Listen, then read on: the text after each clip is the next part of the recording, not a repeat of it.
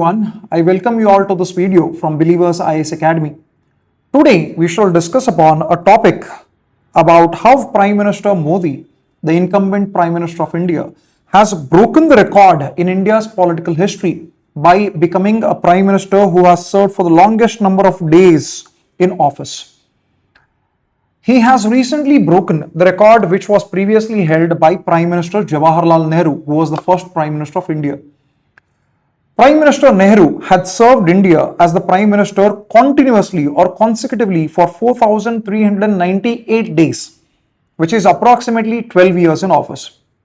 Now, Prime Minister Modi, who has served continuously for 4,399 days, has broken that record to become India's record holder as the longest continuous serving Prime Minister of India.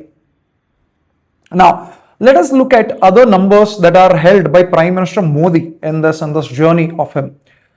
He has now become the longest serving Prime Minister of India with 4,399 days.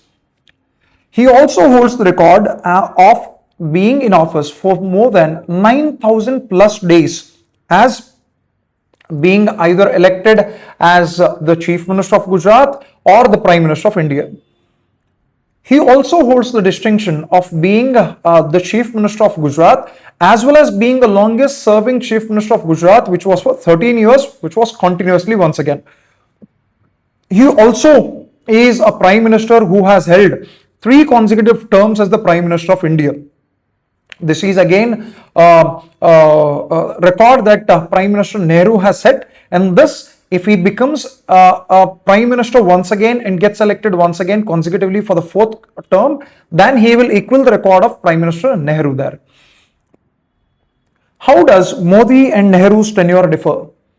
If you look at the timeline as to when Prime Minister Nehru ended up becoming the Prime Minister, Congress was the most dominant political party.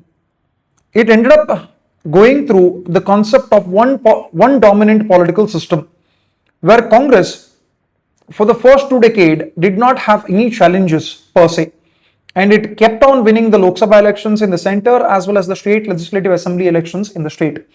However, the contemporary political scenario has changed a lot. Currently, we see a lot of political parties vying for political space and a lot of political parties contesting elections. For example, the 2024 Lok Sabha elections, we had more than 40 political parties winning seats in the Lok Sabha. So this can tell you as to how difficult and to how competitive the political system has become in recent years. However, BJP as a political party has successfully managed to broke or to penetrate through the system and consecutively keep winning the elections one after the other. So, if you compare Nehru's political timeline versus Modi's political timeline, there's a massive difference as to when they ended up becoming the Prime Minister.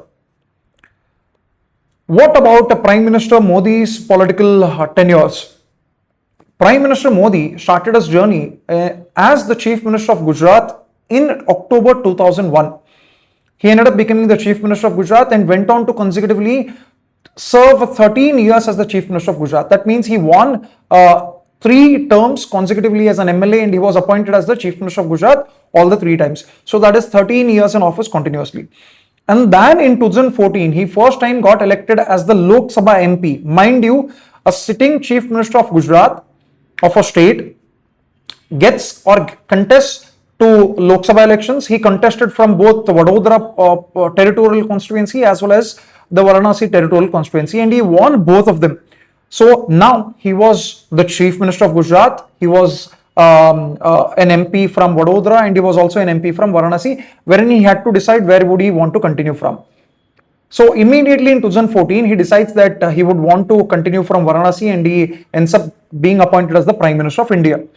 So 5 years as the Prime Minister, once again, BJP bounced back even more vigorously by winning more than 300 seats all by itself. And their coalition government, the NDA, won more than 350 seats in 2019. 2019 Lok Sabha elections was a remarkable phase for India's political history.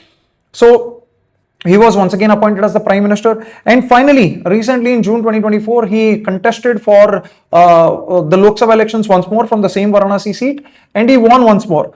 But however, the BJP's strength or the numbers had reduced this time, and the BJP could manage barely 240 numbers. However, because of the coalition politics, the NDA went on to form the central government, and today he continues as the Prime Minister of India for almost 12 years. So if you look at that, he had been the Chief Minister of Gujarat for 13 years, and now he has been the Prime Minister of India for nearly 12 years. That means he is someone who has spent 25 years of his life as chairing, as being the real head of the state, either of the state, which means the state in India, or the nation in India.